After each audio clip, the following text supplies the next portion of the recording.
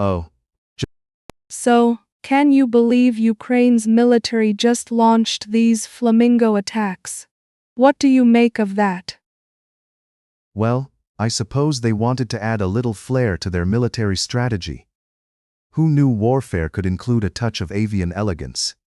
Nothing says fear like a flying pink bird of doom, raining chaos down on Russian cities. Casualties and confusion.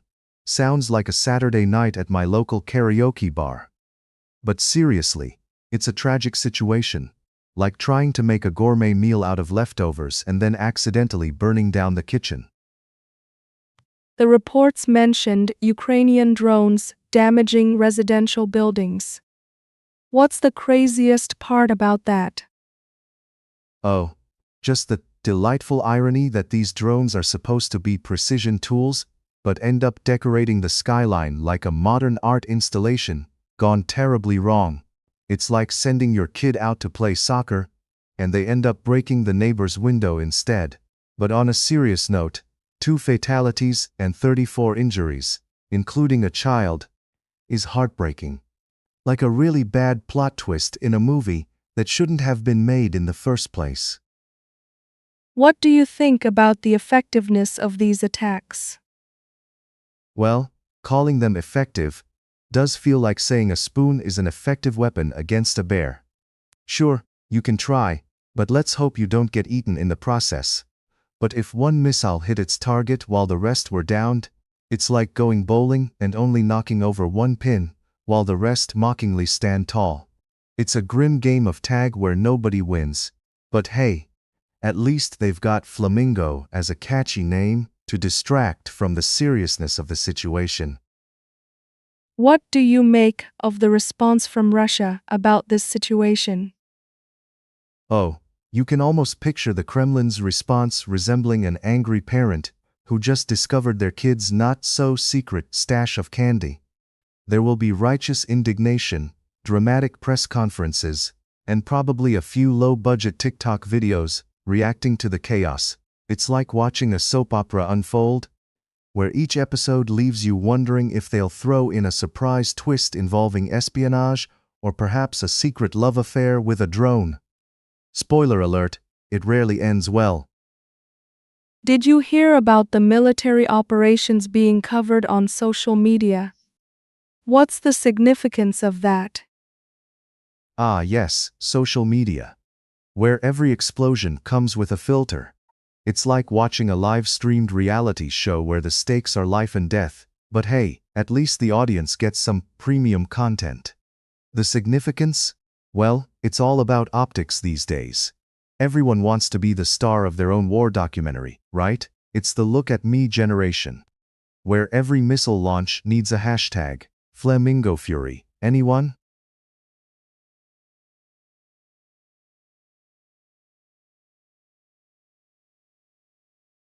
Can you give us the scoop on the recent oil spill crisis in Ukraine, caused by drone strikes? Ah yes, nothing screams. I love a healthy ocean quite like a catastrophic oil spill.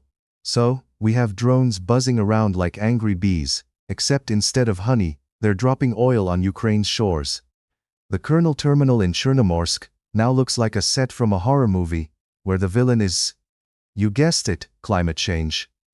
And don't forget, this isn't the first time this week that Chernomorsk has been drenched in oil. It's almost like they're having a black gold festival over there. Just not the fun kind where you can dance under the stars and sip cocktails. More like the kind where you need a hazmat suit and a strong stomach. What kind of damage are we looking at with all this chaos? Well, judging by the scale of the mess, we're talking about more damage than my last relationship.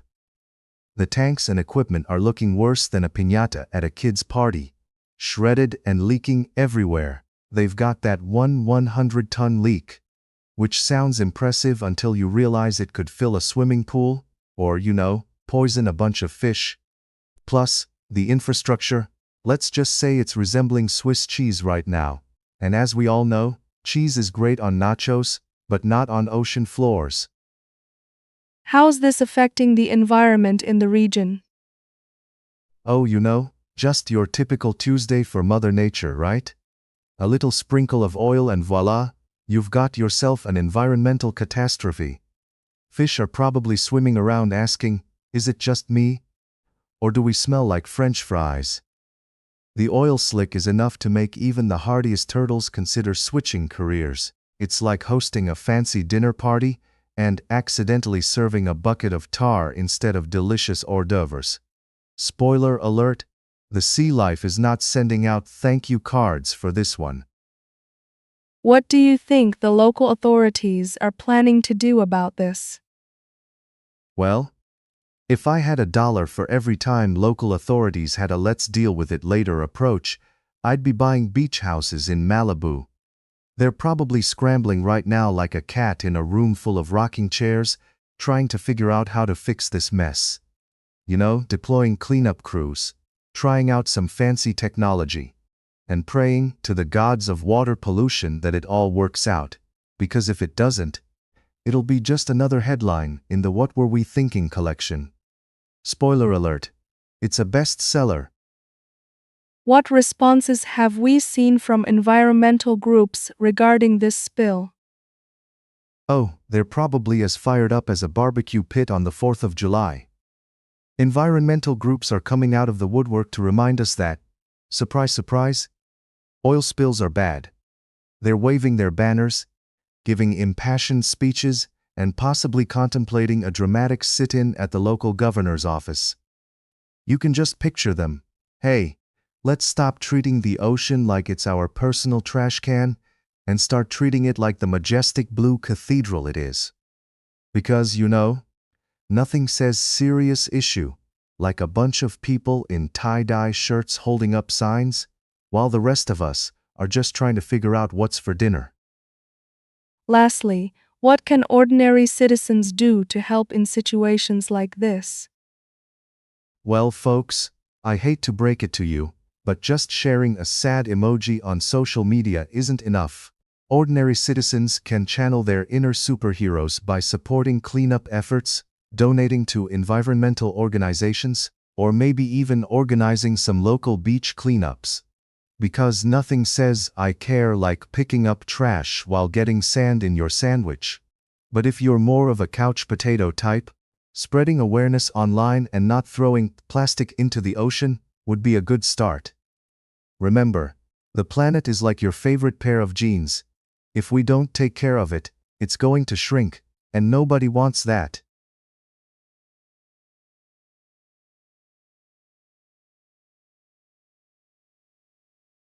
So, I hear there was a massive explosion in Odessa at the seaport. What's going on there? Oh, just another day in Odessa, right? You know, when you wake up and think, what would really spice up my morning coffee?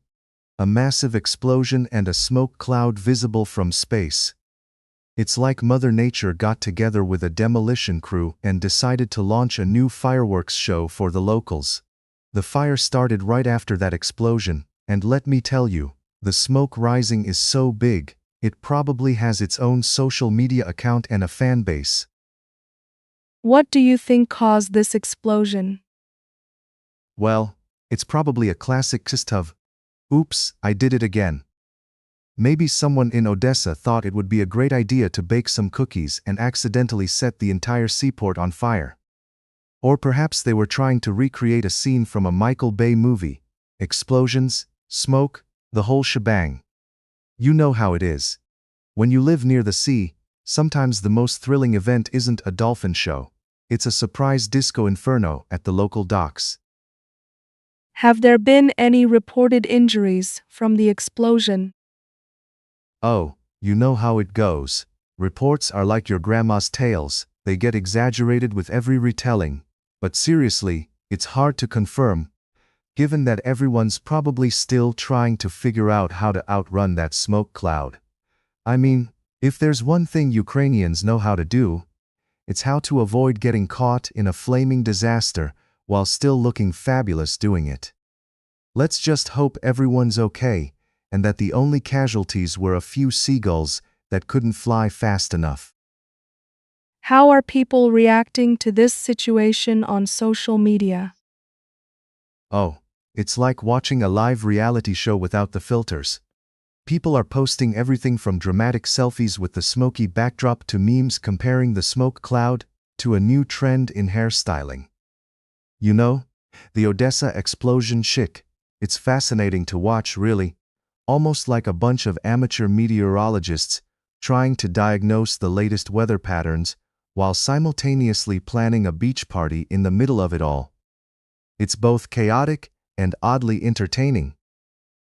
What does this mean for the economy in Odessa, do you think? The economy. The one thing that can be as volatile as the stock market on a caffeine high. Well, a massive explosion at the seaport is probably not in the economic recovery playbook. They might have to rethink the whole Bring Tourists to See the Docks campaign. I can already hear the slogan, Visit Odessa.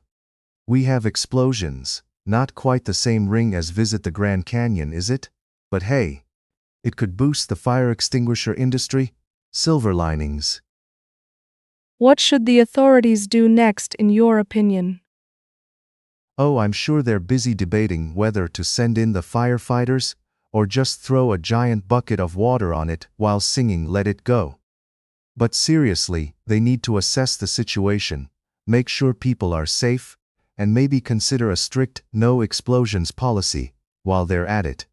You know, like a neighborhood watch, but with a fire chief in charge. Because if they don't, the next big headline might just be Odessa, the explosive tourist destination. And who needs that kind of reputation?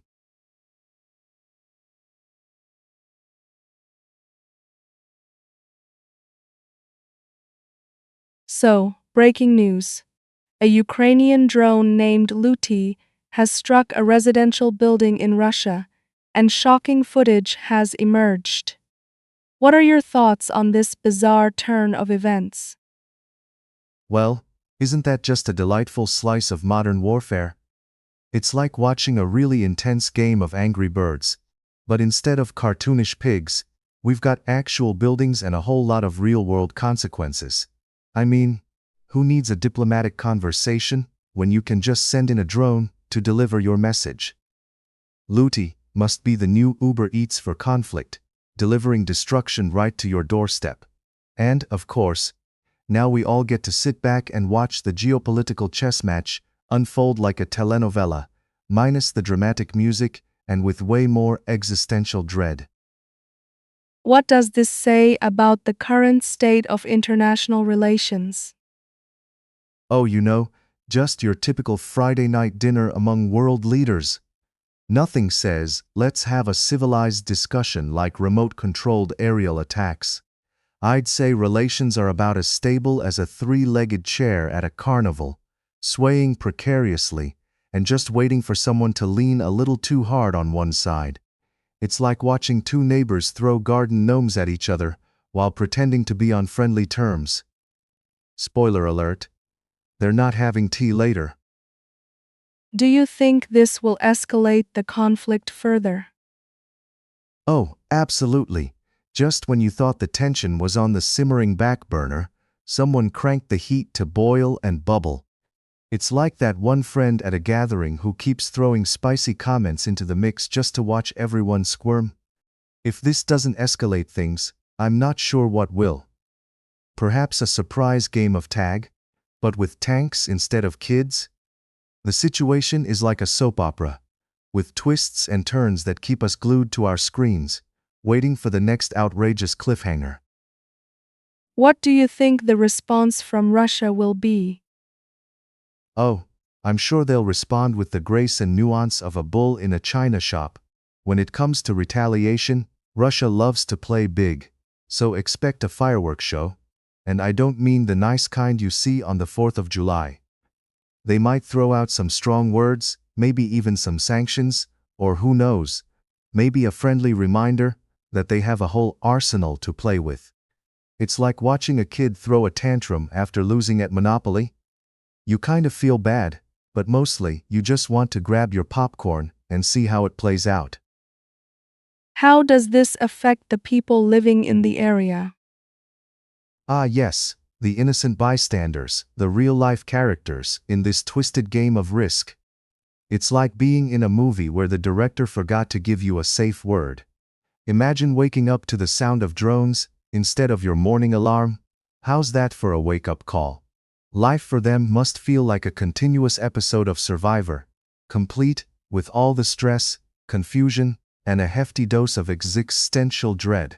Everyday errands suddenly become an Olympic sport in dodging chaos. I mean, what's next? Grocery shopping with a side of air raid drills? Sign me up.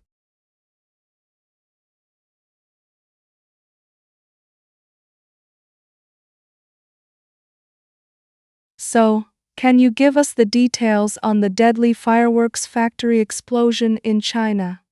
What happened? Ah, yes. The grand spectacle of fireworks turned into a sad reality show, featuring 21 folks who unfortunately got a front row seat to an explosive finale a little too close for comfort. Imagine a fireworks factory, a place where you expect a bit of sparkle and pop, not a real-life version of Survivor. Kaboom edition. A rescue operation is currently underway, but it seems like they have to navigate through the aftermath of what could only be described as a very misguided 4th of July celebration. And, let's not forget, with 2 storage rooms of gunpowder lurking around, it's like leaving a toddler in a candy store, only the candy is highly volatile and comes with a side of potential disaster. What do you think about the safety measures in place for these types of factories? Oh, safety measures.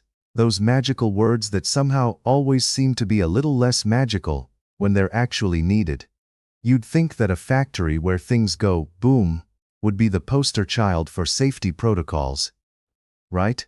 But there's always that one guy, usually wearing a hard hat, but somehow still forgettable, who thinks, hey, let's keep the gunpowder next to the break room. What could possibly go wrong? It's like storing your ice cream in the oven and hoping for the best. Sadly, the only fireworks flying here are the unfortunate results of negligence mixed with poor foresight. How does this incident compare to other industrial disasters we've seen? You know, comparisons to other industrial disasters are a bit like comparing apples to, well, really unstable grenades. This particular incident is right up there with the classics, like the infamous Texas City disaster or the Bhopal gas tragedy. This is less wonderland of fireworks and more cautionary tale of poor decision-making. It's like when you think you're attending a birthday party, but it turns into a horror movie plot twist. One moment you're ready for the cake and balloons, and the next, you're dodging flying debris. It's always a fun reminder that when it comes to human error in industrial settings, the stakes can be explosive in the worst possible way. What's the response from the local government regarding this explosion? Oh, local government responses. Those reassuring speeches filled with heartfelt vows that sound great until you realize they resemble an empty promise from a kid who forgot to do their homework. They're probably gearing up to say something along the lines of, "We're launching a thorough investigation," which, in bureaucrat speak means, we'll put on some fancy suits, gather some paperwork, possibly hold a press conference where no one has any real answers, and then hope everyone forgets about this by next Tuesday. It's like watching a cat chase its tail. Lots of action. But in the end, you're still just left with a confused cat and a bunch of unanswered questions. Given this tragedy, what do you think the public reaction will be? Public reaction? Oh, it'll be a delightful mix of shock, outrage, and your regular dose of social media armchair experts. You can practically hear the collective gasp of, "How could this happen?" echoing through the streets like a bad cover song. People are going to swarm the comment section like bees on a honeypot, ready to offer unsolicited solutions about how they could have engineered the factory to run on nothing but rainbows and dreams. And, of course, the hashtags will start flying faster than the fireworks themselves. Because nothing says "we care" like creating a trending topic while sipping on overpriced lattes from the comfort of your couch. What measures do you think should be implemented to prevent incidents like this in the future? Preventative measures for the future? Well, how about starting with the revolutionary idea of not placing explosives next to break rooms? I mean, it sounds a bit radical, but bear with me. More comprehensive safety regulations could be implemented, like ensuring that employees have actual training that doesn't involve a quick YouTube tutorial on how to work with explosives 101. Maybe we could even post a few more signs, because who doesn't love signage, to remind workers that playing with matches in a fireworks factory is generally frowned upon? Sure, it might not be foolproof, but it'd be a good start toward making sure that our next big celebration doesn't end with emergency responders outnumbering the party guests.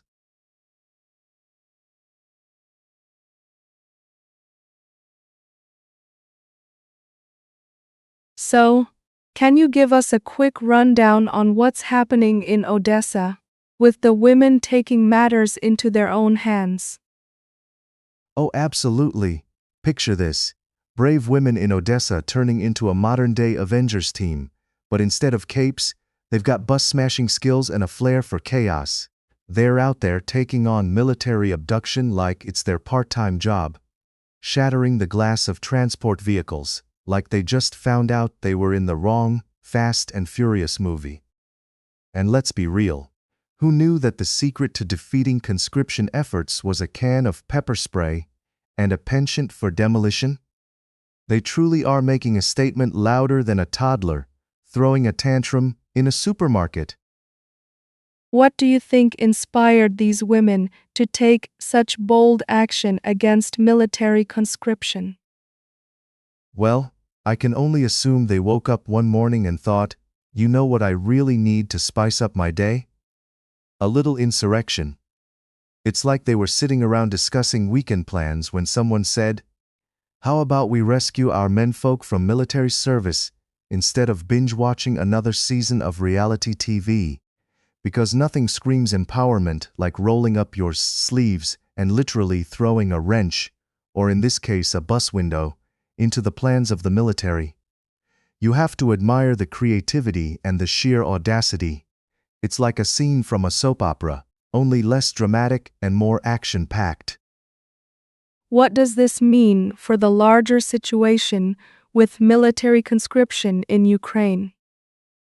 Oh, it means that the military might need to rethink its recruitment strategies now that they've got a group of fierce ladies shooting down abduction attempts, instead of just passively accepting letters in the mail. I mean, who needs posters or fancy commercials when you've got women competing for the title of bus wrecking ball and turning battlefields into a scene from a really intense game of tag? It's a game changer, to say the least. Suddenly, military strategy meetings probably include a "don't forget to factor in rogue women with spray cans" section. Talk about a plot twist nobody saw coming. Is there a possibility this could inspire similar actions in other regions facing conscription? Oh, absolutely. You can bet your last chocolate bar that other regions are taking notes like it's the hottest new trend in activism. Forget about marches and protests. It's all about the Odessa smash now. I mean, if I were a woman in a conscription zone, I'd be sending my kids off to school with a can of pepper spray and a diagram of buses to smash. It's like a how-to manual for modern-day heroism: smash, spray, and save. Next thing you know, we'll have women creating YouTube tutorial channels on how to effectively disrupt military operations with nothing but some household items and a lot of bravery. Forget Instagram influencers. We're talking about the rise of the new freedom fighters. We're seeing a lot of creativity here. What do you think drives this kind of ingenuity in such dire situations? Oh, it's simple. When you're staring down the barrel of conscription, you either adapt or you end up wearing a uniform you never wanted. It's survival of the fittest. Only these women decided that fittest means thinking outside the box, or in their case, outside the bus, It's like a bizarre version of MacGyver, where instead of building a rocket launcher from a pen and a paperclip, they're building a rescue operation with some sheer willpower and a dash of chaos. Necessity is the mother of invention, and boy, are these ladies inventing new ways to keep their loved ones off the front lines. In your opinion, how does public reaction to these events shape the future of military policies? Well, if social media is any indication, it's shaping up to be a blockbuster hit. Public reactions can turn from quiet grumbling to full-on social upheaval faster than you can say conscription. It's like the military might as well start casting a wider net, with traditional policies getting a makeover courtesy of fierce local women. The no thanks, I'd rather not approach to military recruitment is catching on quickly. It's kind of like watching a popular TV series hit its peak after a shocking plot development. Everyone's tuning in, and the military might just find themselves cancelled if they don't adapt. Who knew that sacrificing a busting window could lead to a revolution in policy making?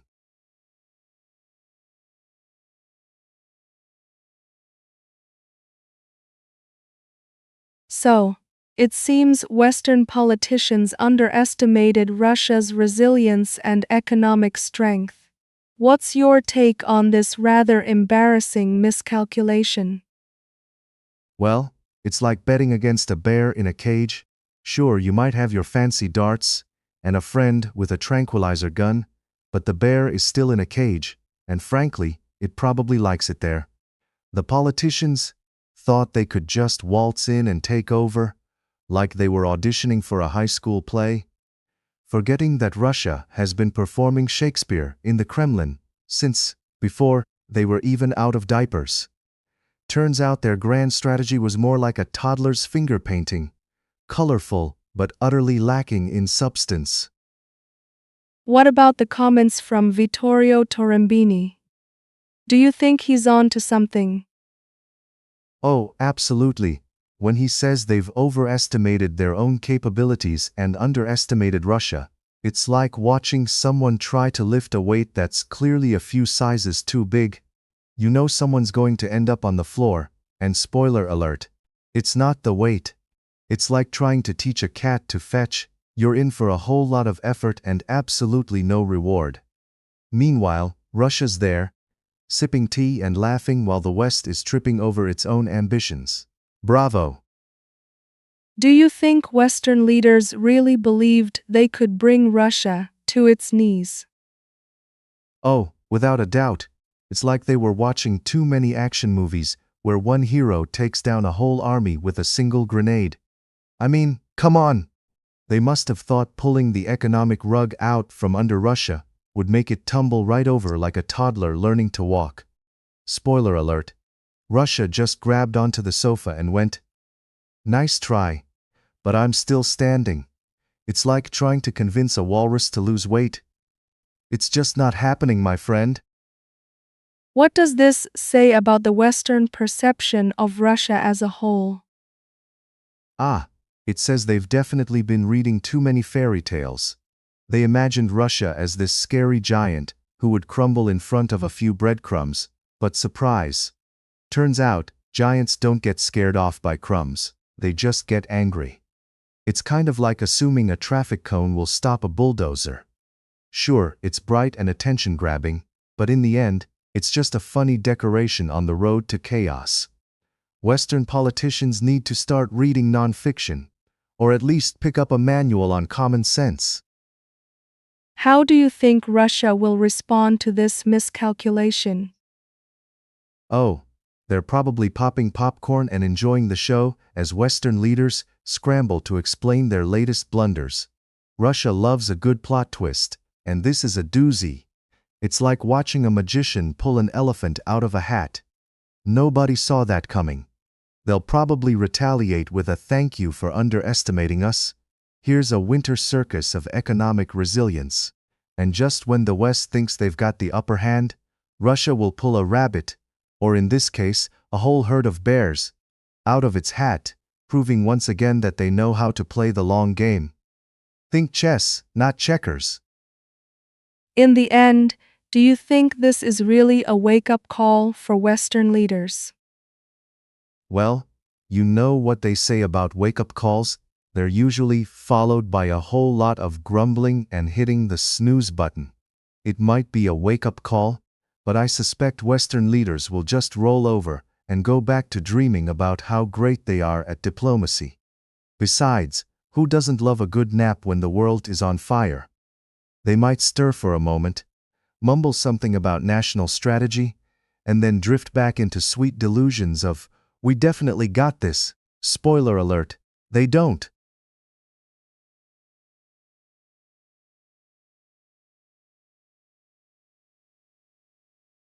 So, Iran's foreign minister is heading to China for crucial talks today. What do you think is really going on here? Ah, yes. The classic diplomatic road trip. It's like a buddy movie where the foreign minister is the straight man, and China is the quirky sidekick. I mean, let's be honest, nothing says world peace quite like two countries discussing their issues over some dim sum, right? They'll probably sit down, sip some tea, and pretend they didn't just throw shade at each other last week on Twitter.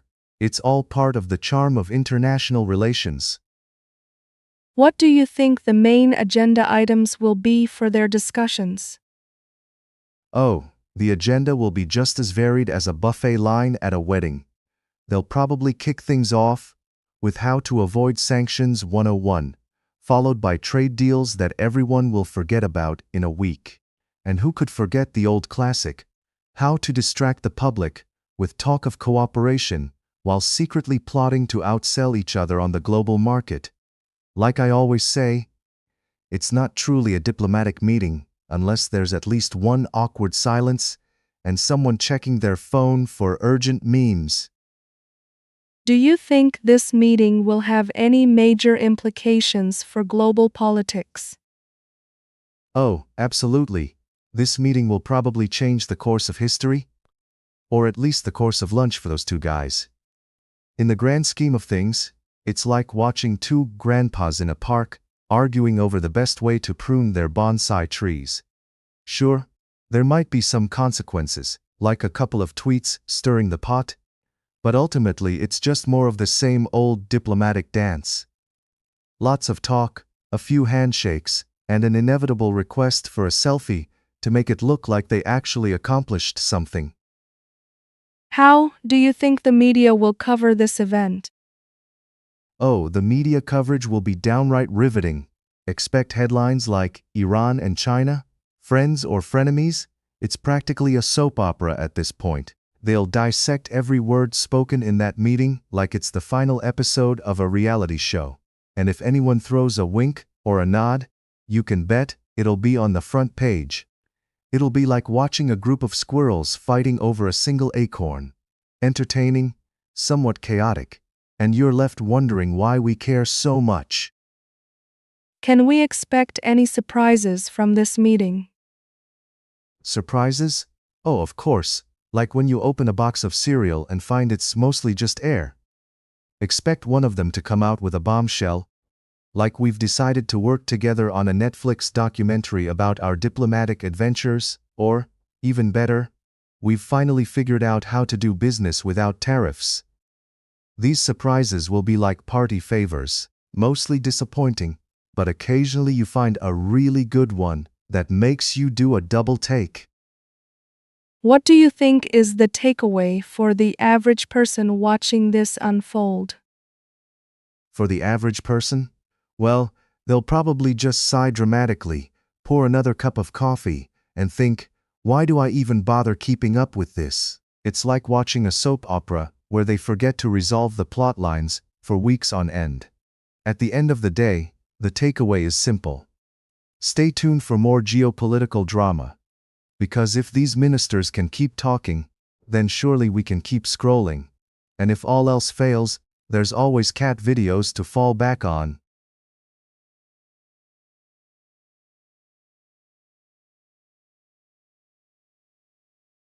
So, it seems like Russian artillery is unleashing quite the storm on Ukrainian positions.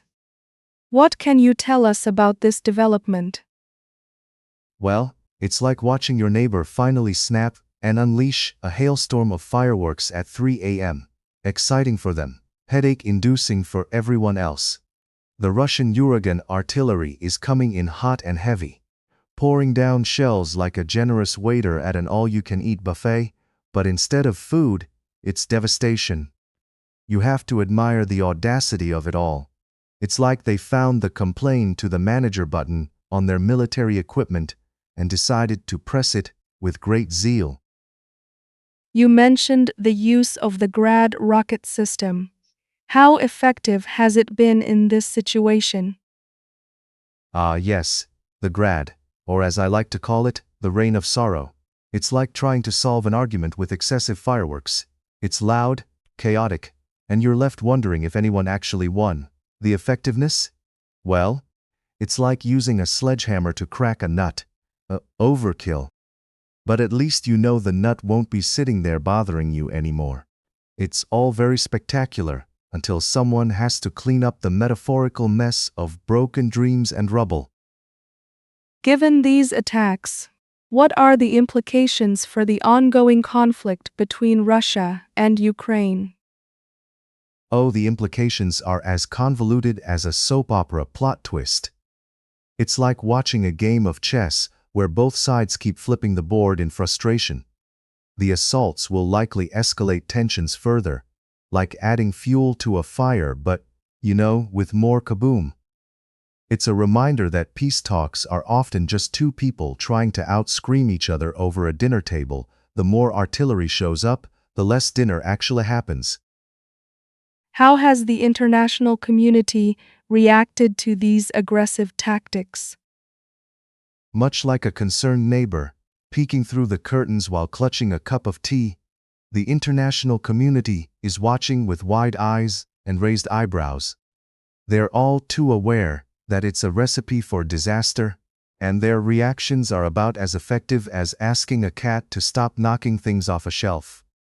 Sure, they're condemning it, but it's like saying, "You really shouldn't do that," while the cat just looks back at you like you're the crazy one.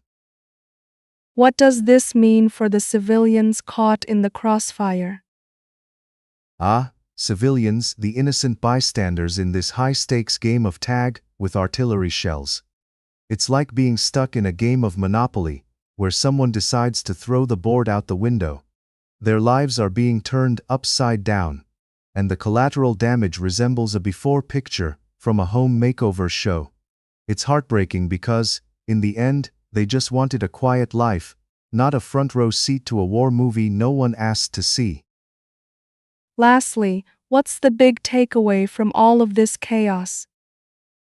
The big takeaway? Well, if you were hoping for a peaceful resolution, it's like waiting for the next season of your favorite show. It's coming, but good luck guessing when. This situation illustrates that sometimes, diplomacy feels like trying to teach a cat to fetch. It's frustrating, and you often end up with more scratches than solutions. So buckle up, folks. It looks like this roller coaster is far from over.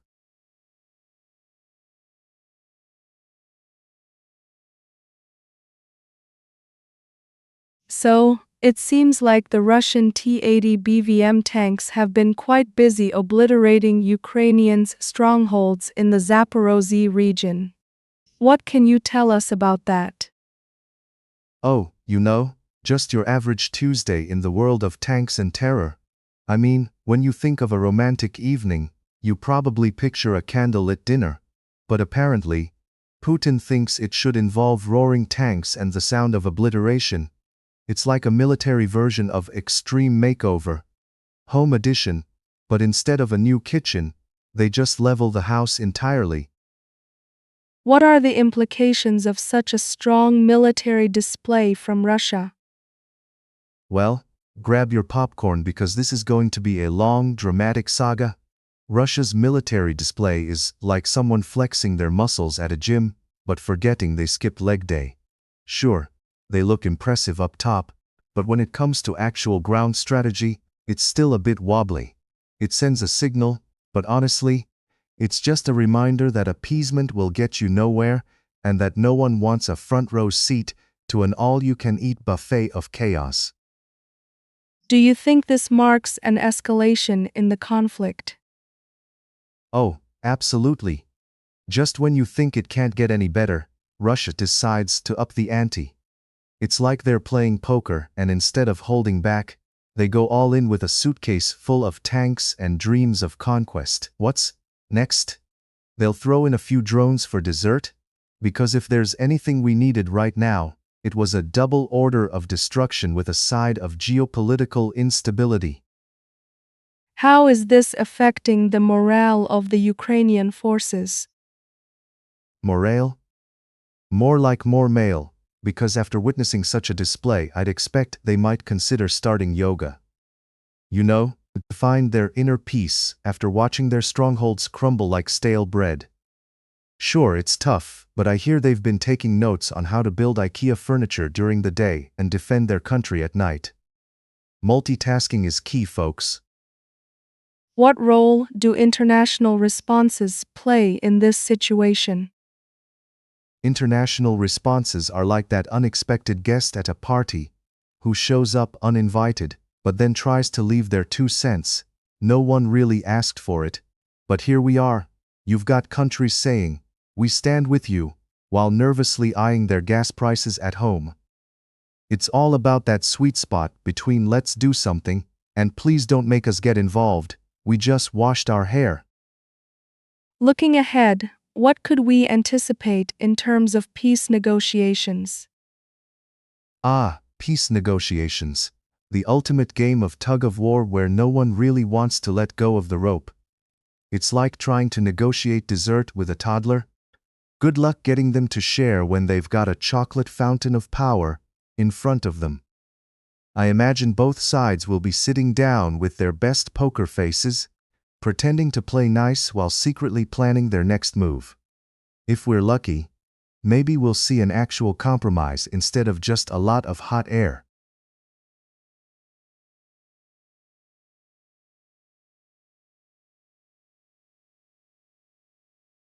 So, tell us about this Super El Niño and how it's potentially going to wreak havoc on Asia's energy and food security. The Super El Niño, the diva of climate phenomena, ready to steal the spotlight.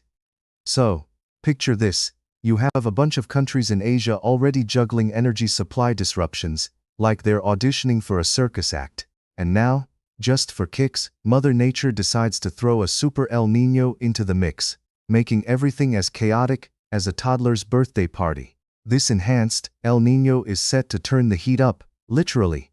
We're talking about weather patterns flipping like pancakes, leading to energy shortages that could force countries to ration fuel as if it's the last slice of pizza at a family gathering. And let's not even start on hydropower.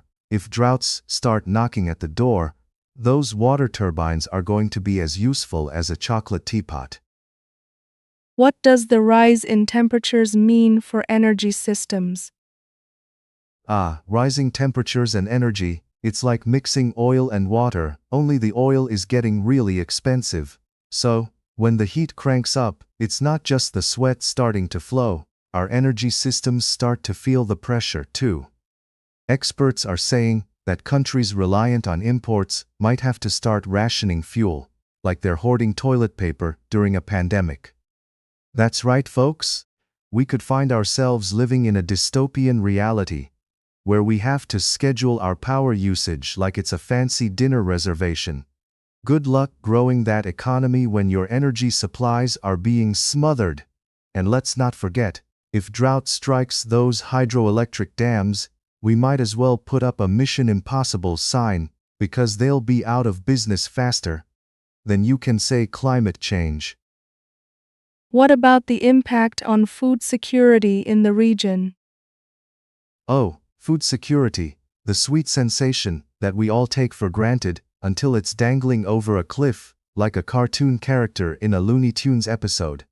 With prices of fertilizers and fuel skyrocketing like they're auditioning for an Olympic sprint, farmers are going to face the joy of decreasing profits if crop prices don't keep pace. It's like going to a buffet but only being allowed to look at the food. And just when you think it can't get worse, here comes El Niño, bringing along droughts that are as welcome as a flat tire on a road trip. We'll have farmers using less fertilizer, leading to lower yields, which is like trying to run a marathon with flip-flops on. Don't count on it ending well.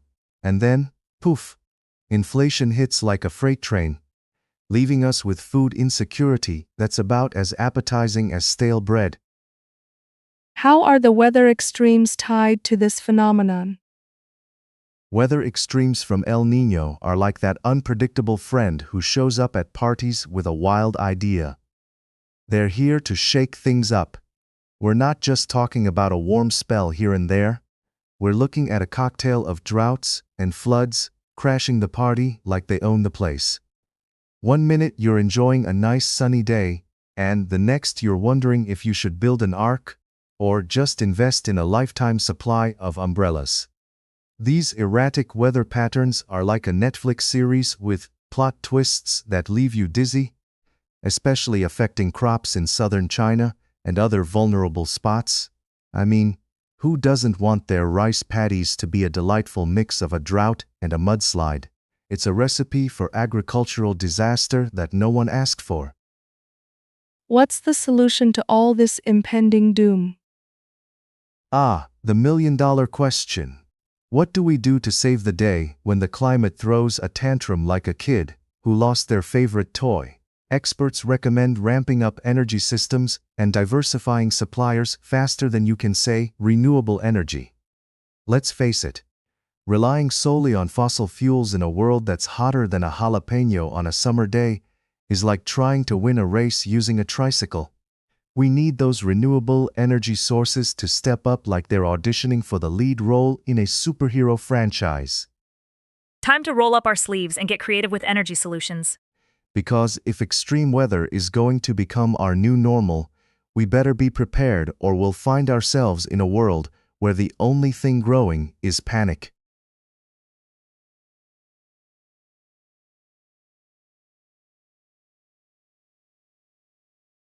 So, it seems Romania's Prime Minister Ilie Bolojan was ousted in a no-confidence vote. What do you make of that?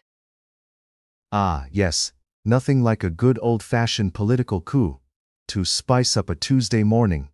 It's like watching a reality TV show where the stakes are slightly higher than just getting a rose or a free trip to a spa. They're fighting for power. I mean, suddenly, lawmakers decided that they'd had enough of Ilie's leadership. Maybe he served the wrong flavor of soup at a state dinner or something. Who knew politics was so much like a game of musical chairs, where everyone is trying not to fall off their seat or end up with the worst chair in the room? What do you think led to such a drastic action from the lawmakers? Oh, I'm sure it was something riveting, like a scandal involving missing staplers or misallocation of office supplies. I mean, when lawmakers decide they'd rather play musical chairs than work on actual legislation, you know things have gotten thrilling. In all seriousness, behind the scenes, it's probably more about power struggles and less about who gets to keep the last donut in the break room. Maybe Ilie forgot to invite someone to lunch or accidentally called someone by the wrong title. Nothing like a little faux pas to get your political career flushed down the toilet. How do you think this will affect the Romanian government moving forward?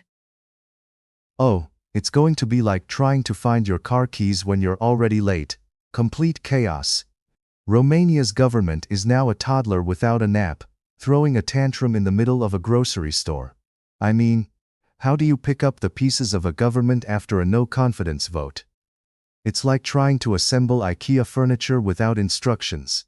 You end up with a lot of random parts and one angry cat. And let's be real. The next prime minister might just be someone who promises free pizza, but can't deliver on, actual governance. What can we learn about political stability from this event? Well, if this isn't a lesson in political stability, I don't know what is. It's like building a house of cards and then sneezing. Everything falls apart. We learn that political stability is about as solid as a Jenga tower in an earthquake. Everyone is holding their breath, hoping the next round of votes will keep the house from crashing down. Your government should ideally be like a well-oiled machine, not a rusty bicycle that everyone fights over who gets to ride next. So lesson learned, if you value stability, maybe don't leave your political future in the hands of a bunch of, well, politicians. What should the citizens of Romania expect next? Well, expect the unexpected. It's like waiting for a new season of your favorite show, only the plot twists are real-life scandals, and the characters are, shall we say, not the sharpest tools in the shed. Citizens might find themselves in a suspense thriller where every decision feels like a game of Russian roulette. Will they get a competent leader, or just someone who promises to fix the potholes and then forgets about them? It's like a box of chocolates where half are filled with disappointment. But hey, at least it's entertaining, right? Buckle up, Romania. It's going to be a bumpy ride. What can you say about the public's reaction to this vote? Oh, the public's reaction? I can imagine people are probably flipping through their social media feeds like it's a live sports event. You know it's serious when everyone gets popcorn ready to watch the drama unfold. Citizens must be weighing in with opinions so diverse, it puts a buffet table to shame. Some might cheer like they just scored a touchdown, while others are probably just rolling their eyes and wondering if this is their cue to start looking for real estate in a less tumultuous country. It's a classic case of, I didn't vote for this chaos, but here we are.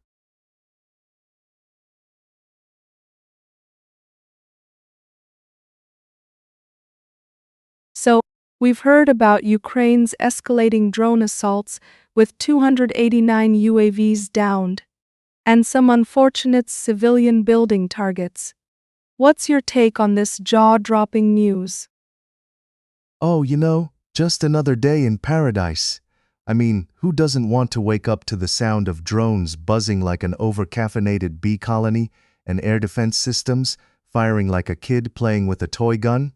It's like the world's worst video game where the only option is to shoot at everything that moves and hope for a high score, 289 points in this case.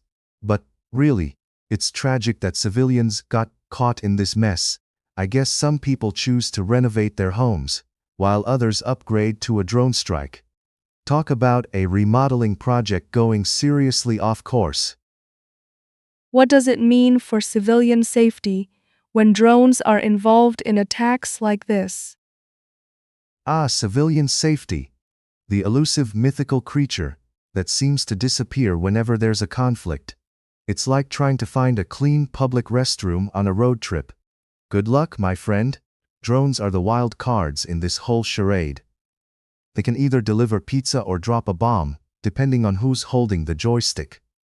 With civilians getting injured in their own homes, it's a reminder that war has a knack for turning living rooms into war rooms, and let's face it, nobody wants to play dodgeball with drones during their morning coffee. How effective do you think Russia's air defense systems are at countering these attacks? Effective? Sure. If we're measuring effectiveness by the number of drones they've turned into falling stars, then they're the top of the class. But let's not forget that there's always a loophole. It's almost like they're playing a game of whack-a-mole. But the moles are flying at supersonic speed, and the mallet is a little rusty. I mean, 289 downed UAVs sounds impressive, but it's also a reminder that there's still a long way to go before their airspace is as safe as Grandma's cookie jar, minus the cookies, of course. What implications does this escalation have for international relations? Oh, the implications are as thick as a 3-day-old lasagna. It's like watching a soap opera where the plot twists keep getting crazier. Countries are scurrying around, trying not to step on each other's toes while keeping up the pretense of diplomacy. all while having popcorn and watching the drone drama unfold. It raises the stakes. Now we're not just dealing with two countries playing tag, everyone's got a role in this circus. Talk about an awkward family reunion where everyone brings their own drone instead of a casserole. Given the tensions, how do you see the future of drone warfare evolving? Ah, the future of drone warfare. It's like predicting the next season of a popular TV show. Full of cliffhangers, and just when you think you've seen it all, they introduce a new character or a drone with laser beams. The technology keeps getting more sophisticated and the strategies more creative. It's turning into a contest of who can be sneakier while wrapped in the cloak of national security. So buckle up. It's going to be a bumpy ride, and let's hope it doesn't become a reality show. Although I hear those ratings might be through the roof.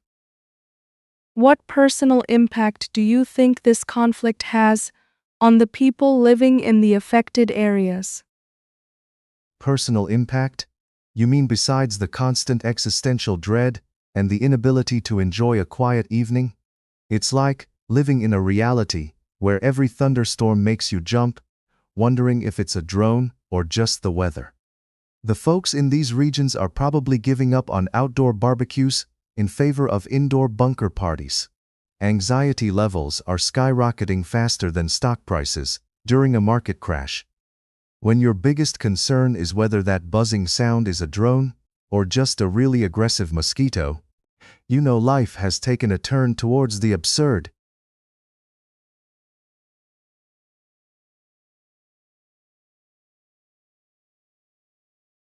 So, Iran's foreign minister is off to Beijing for high-level talks. What are they even discussing over there? Oh, just the usual Sunday afternoon chit-chat, you know? Like how to strengthen bilateral ties, regional shenanigans, and international developments. Because, let's face it, nothing says strong relationship quite like a couple of diplomats sitting down and pretending they've got the fate of the world on their shoulders. It's like having a tea party, but with nuclear implications. You could say it's a diplomatic version of speed dating. Let's see who can charm their way into a deal before dessert. What does this diplomatic shift really mean for the global stage? Well, if I had to guess, I'd say it means there's a new geopolitical chess game afoot, and the pieces are probably made of glass, because one wrong move and things could shatter spectacularly. Imagine Russia as the grumpy grandparent, who's been sidelined at Thanksgiving dinner, while Iran and China plot something that could make their own family drama look like a sitcom. Really, it's amusing to watch alliances form like high school cliques. You talk about oil? Me too. Let's be best buds. Are these talks just for show, or is there a real chance of substantive agreements? Oh, absolutely, because nothing says serious diplomacy like a public meeting, followed by a vague statement, released on a Friday afternoon. It's like they're wrapping their negotiations in a shiny bow, only for us to unwrap it later and find out it's just a bunch of expired coupons. But hey, they'll sell it like it's the deal of the century. You know, if you squint hard enough, it might even look like progress. The art of pretending is a skill all politicians master with a PhD. How might this affect Iran's relationship with the West? Well, my crystal ball's a bit fuzzy, but I'd say the West is probably sitting in a corner, arms crossed, dramatically rolling their eyes like a teenager caught eavesdropping on a parental conversation. This could either catalyze a minor diplomatic crisis or serve as an excuse for more sanctions, because nothing says we care better than punitive measures. Meanwhile, Iran and China are probably swapping tips on how to dodge those pesky international regulations, all while the West is furiously scribbling down their thoughts like a kid with a particularly juicy gossip. What will be the implications of Iran and China's stronger ties? Oh, you know, just the usual mix of economic cooperation, military pacts, and a chance for both to throw shade at the West over their morning coffee. It's like when two introverts finally find each other at a party and brainstorm how to overthrow the popular kids. There's something deliciously ironic about Iran and China teaming up, like Batman and the Joker deciding to work together to make Gotham a better place, only with more oil and fewer capes. They say opposites attract, but in this case, it feels more like a business merger. In your opinion, could we see other nations following suit in forming new alliances? Oh, absolutely. This is more contagious than the latest TikTok dance challenge. Just when you think the world can't get any messier, countries will be scrambling like it's Black Friday for a chance to ally with someone who seems either a little less crazy or potentially just as crazy, but with a better negotiator. It's like high-stakes musical chairs. And let's be honest, when the music stops, some nations might just find themselves stuck without a seat, something resembling a game of diplomatic dodgeball where everyone's throwing at each other.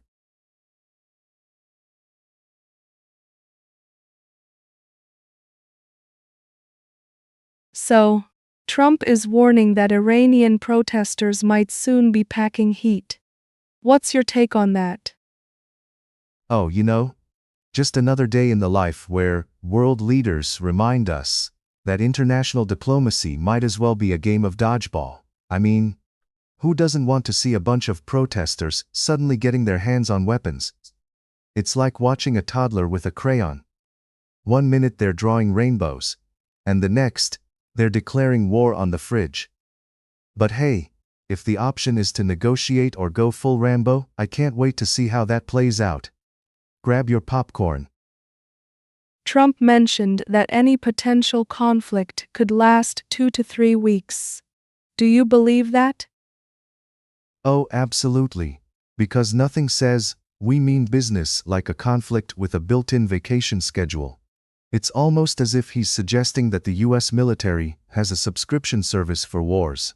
2 weeks, all expenses paid, and if you sign up now, you might get a free airstrike.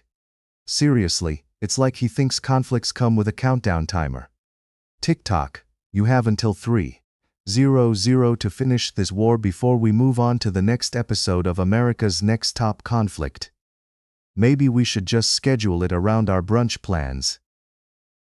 What's your viewpoint on Trump stating that Iranian officials speak differently in private than in public? Ah, yes, the classic case of what I say when my mother isn't listening syndrome. It's like figuring out that your favorite local diner uses powdered eggs. Who would thought, right?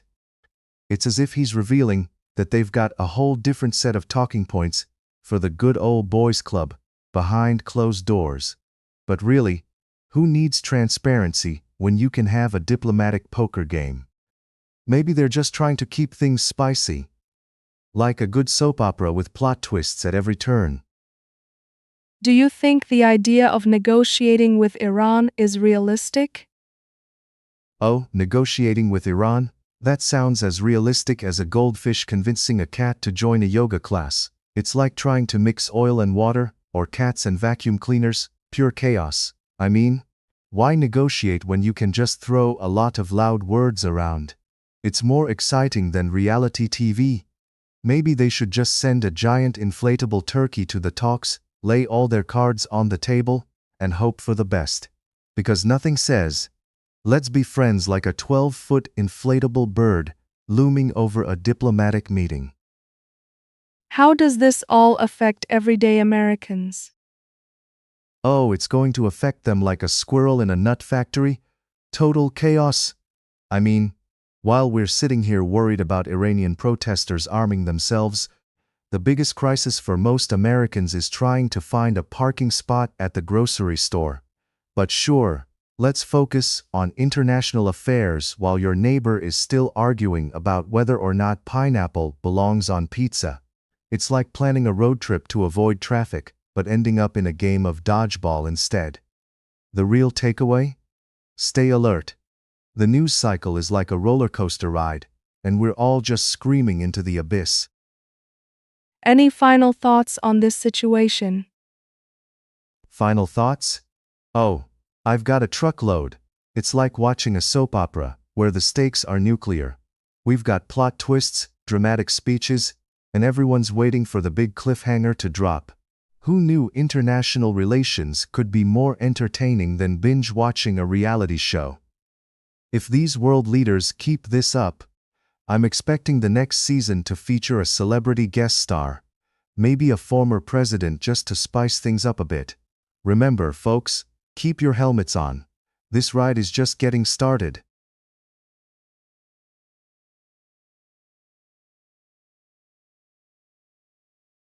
So, the USS George H.W. Bush has deployed in the Persian Gulf amidst rising tensions and a military blockade against Iran. What's going on here?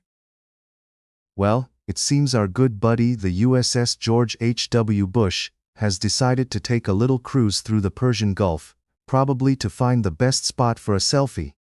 Because nothing says peace and diplomacy like a floating fortress armed with more planes than I have socks.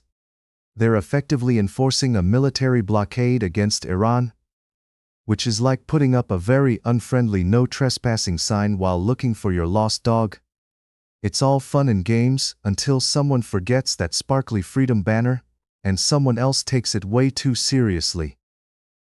What does this naval presence mean for US-Iran relations? Ah, the ever-complex tango of US-Iran relations. It's like watching two cats fight over a sunbeam, each trying to assert their dominance while also avoiding each other's claws. Deploying an aircraft carrier during this tense period seems like the diplomatic equivalent of bringing a tank to a let's talk this out meeting. Sure, it gets everyone's attention, but it also makes you wonder just how far the conversation is going to go before someone accidentally knocks over a vase, or in this case, a few airstrikes. What are the implications of a military blockade in such a strategic location? Oh, a blockade in the Persian Gulf? It's like trying to stop traffic at rush hour with a rubber duck. Good luck with that. This location is literally the highway of oil, the jugular vein of energy flow in this region. Blocking it is akin to someone trying to put a cap on a soda bottle after you've already shaken it up. Let's just say it doesn't end well. The implications are as vast as the ocean itself, and watching it unfold is going to be like watching a reality show, but with more explosions and fewer dramatic confessionals. What kind of reactions can we expect from Iran with this military presence? Oh, Iran's reaction is going to be as predictable as a cat's disdain for bath time. They might puff up like a pufferfish, making all sorts of threats while secretly plotting to outsmart us in the geopolitical chess game. It's like watching two rival chefs in a cooking contest. One is flambeing their way to glory, while the other is quietly preparing a surprise soufflé. You know they both want to show off, but it's just a matter of who will set the kitchen on fire first. What do you think the average American should know about this situation? The average American? Well, they should know that while they're busy debating the merits of pineapple on pizza, global politics are unfolding like a soap opera with an inexplicably large cast and a budget for explosions. In simpler terms, they should understand that this isn't just another episode of Real World. Military Edition. This is a high-stakes game where everyone has a lot to lose. So yes, maybe keep an eye on the news while you sip your pumpkin spice latte. Because in the great theater of international affairs, we are all unwitting audience members trying to figure out what the plot twist will be next.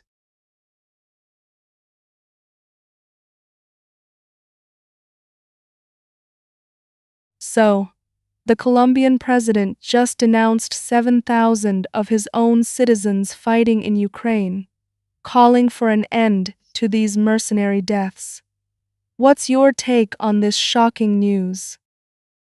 Well, it's not exactly your everyday Tuesday news, is it? I mean, who knew that 7,000 Colombians were exchanging their coffee for combat boots? It's like a bizarre reality show where instead of survivor, we have not so survivor, the Ukrainian edition. And I guess mercenary is just another fancy word for, I couldn't find a job, so I'm going to die far from home. The president's right though. Exporting coffee is one thing, but exporting dead citizens? That's a real buzzkill. What does this say about the current state of conflict in Ukraine and how it is affecting countries as far away as Colombia? Oh, it says a lot, let me tell you. It's like a bad Netflix series that just keeps dragging on. Colombia, known for its coffee and dancing, suddenly finds itself auditioning for a war slot in Ukraine. It's as if they thought the war in World War was about getting a piece of the action. Honestly, it's like watching a game of musical chairs, but everyone is just going straight for the death seat. Maybe they thought they'd come back as heroes or influencers. Spoiler alert, it doesn't usually work out that way. The president mentioned this is a call against mercenary deaths. How do you think that resonates with the Colombian public? Well, I can only imagine the mixed reactions. On one hand, they're probably thinking, our president cares about us, which is nice and all, but on the other hand, they might be having a little chuckle in their coffee shops. I mean, how do you even process that? It's like your mom telling you not to eat candy while you're sitting in front of a candy store. Sure, mom, but what's the fun in that? The whole thing feels like a giant warning sign blinking. Fighting in a foreign war, questionable life choices. Who knew the Colombian motto would turn into live, laugh, don't fight in Ukraine? In light of this news, what do you think the Colombian government should do to address the issue of its citizens joining foreign conflicts? Oh, they should probably whip up a good old PR campaign. You know, something like Join Us for Peace, Not War. With catchy slogans and a few dance moves. Maybe some free coffee on the side. The official beverage of staying home and not dying in a foreign land. Besides, they could start a reality show. Real Colombians of Ukraine. Just imagine the drama. But in reality, they need to really invest in creating job opportunities at home, because clearly, being a mercenary sounds way more exciting than your average 9 to 5. Let's just say, if fighting for Ukraine pays better than flipping burgers, we might have a problem. What are the potential long-term effects on Colombia if this trend of citizens fighting abroad continues? The long-term effects? Oh boy, grab your popcorn. It could turn into a real-life soap opera, with families torn apart, and a national identity crisis that would make Hamlet look like a walk in the park. Imagine Colombia becoming the supplier of soldiers. That's a title I'm sure they want on their business cards. Economically, it could be like a bad hangover after a great party. Lots of excitement, but then you wake up to a mess, and no one knows how to fix it. If fighting abroad becomes the norm, they might as well change their national anthem to a remix of I Will Survive, because that's all that'll be left. Lastly, with such serious stakes involved, how can we balance the gravity of this situation with a bit of humor, as we do here? You know, humor is the best coping mechanism since chocolate, right? It's essential to sprinkle a bit of levity on these heavy issues. Think of it this way. If we can't laugh at the absurdity of it all, we might just cry. We could turn this into a comedy routine. So, a Colombian walks into a bar and says, I'm off to Ukraine. Cue the laughter and crickets, right? At the end of the day, we need to spotlight the ridiculousness of citizens rushing off to war, while back home, everyone's just trying to figure out how to make ends meet without joining the battle for survival overseas. If we can't poke fun at this chaos, then what's left? Just a bunch of sad folks clutching their coffee mugs and wondering what went wrong.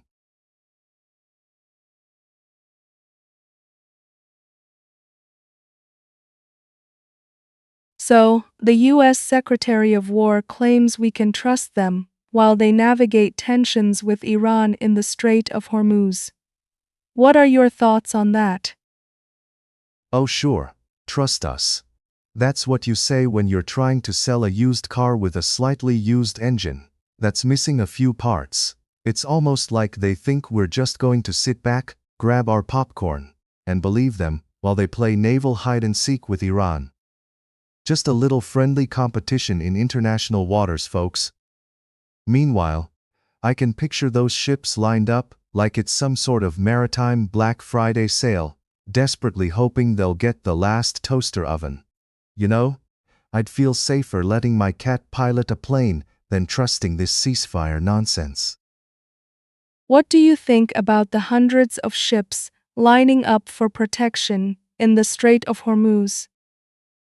Ah, nothing says serenity like a whole caravan of ships waiting to be escorted through a potential war zone.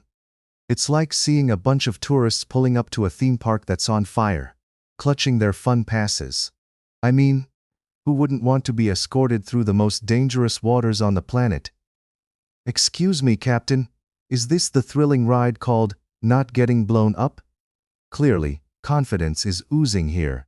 It's almost as if they think a few flags and some tough-looking naval folks will instantly transform the area into a peaceful paradise. Sure thing, and maybe I'll get my pet goldfish a pilot's license.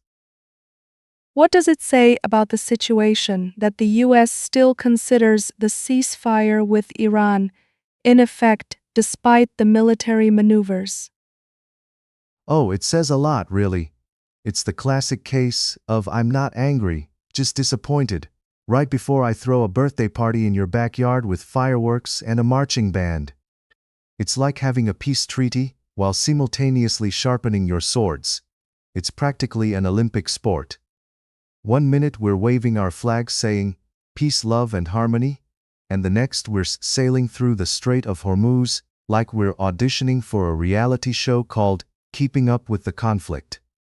Honestly, it's as if they're just waiting for the right moment to insert dramatic music into the script and see what happens, like an episode of a soap opera, where the characters can't figure out how to leave the room without creating chaos. What do you make of the phrase, "Trust us, bros, we're the U.S."? Oh, that's a real gem. I can just picture the war secretary at a bar, throwing back a few shots and giving the trust me speech like he's trying to convince us to try his secret chili recipe. It's like he's saying, come on guys, we're the good guys. Just ignore the smoke and mirrors and that burning smell over there. Nothing to see. I mean, if trust us was a currency, it'd be the monopoly money of diplomacy. Very colorful, looks nice on paper, but you can't buy a coffee with it. We've been here before. Remember those magical promises? A little skepticism wouldn't hurt, especially when the stakes are as high as a tightrope walker at a circus. How does all of this make you feel about our international relations?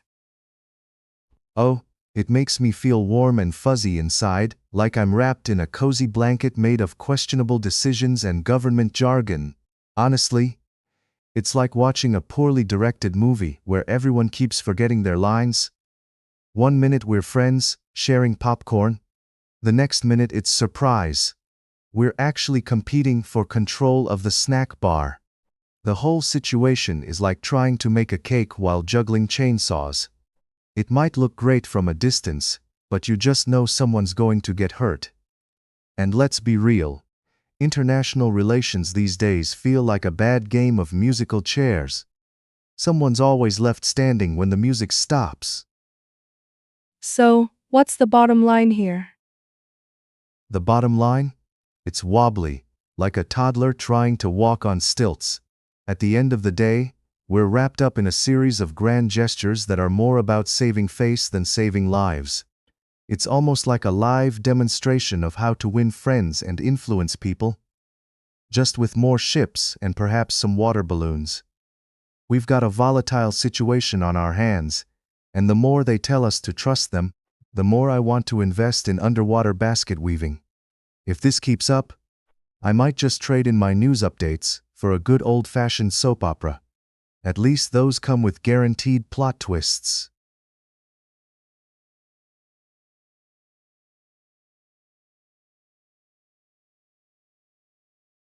So, it looks like tensions are rising again between the US and Iran, with Hegseth declaring that the ceasefire isn't over.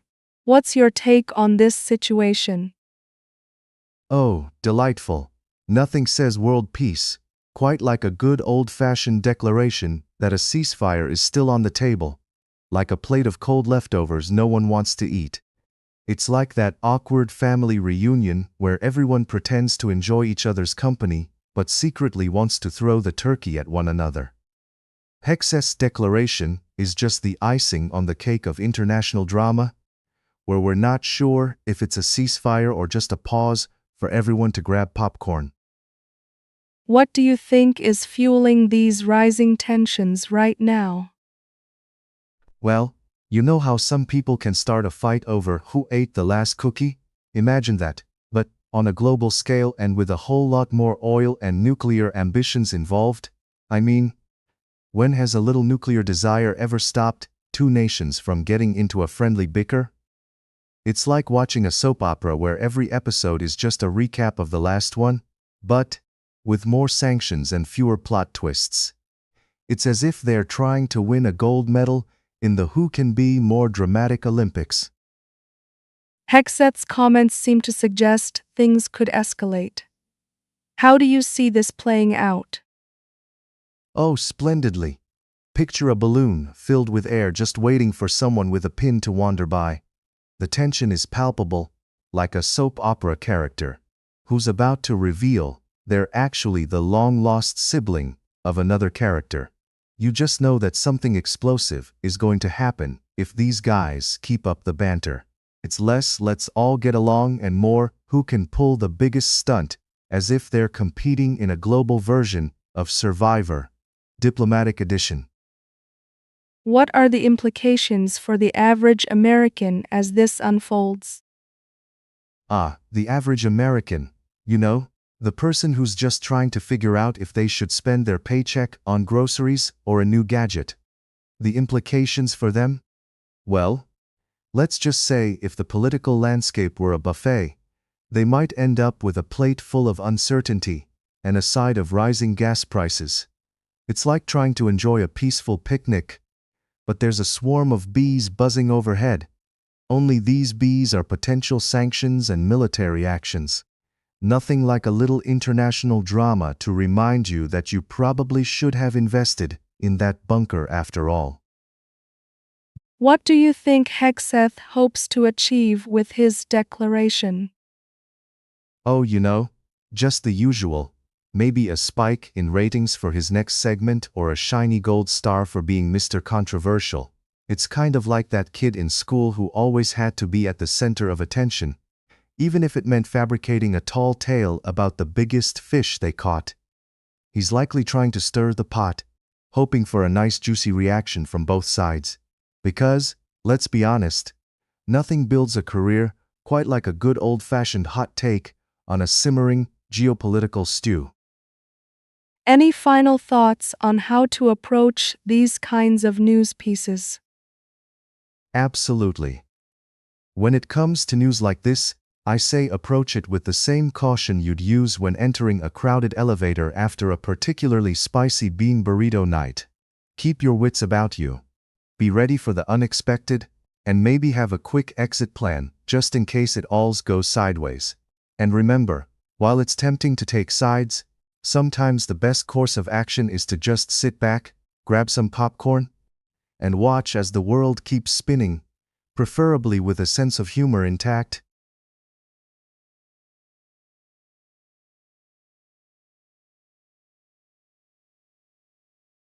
So, the U.S. Defense Secretary is warning Iran about this overwhelming destructive force. What's your take on that? Well, it sounds a bit like a parent threatening a child with the look when they've been caught stealing cookies, doesn't it? I mean, have we learned nothing from history? Every time someone uses the phrase, overwhelming destructive force, it's like they're about to pull out the big guns. Or maybe it's just an overcooked meatloaf. But honestly, when did geopolitical discussions turn into an episode of Whose Line Is It Anyway?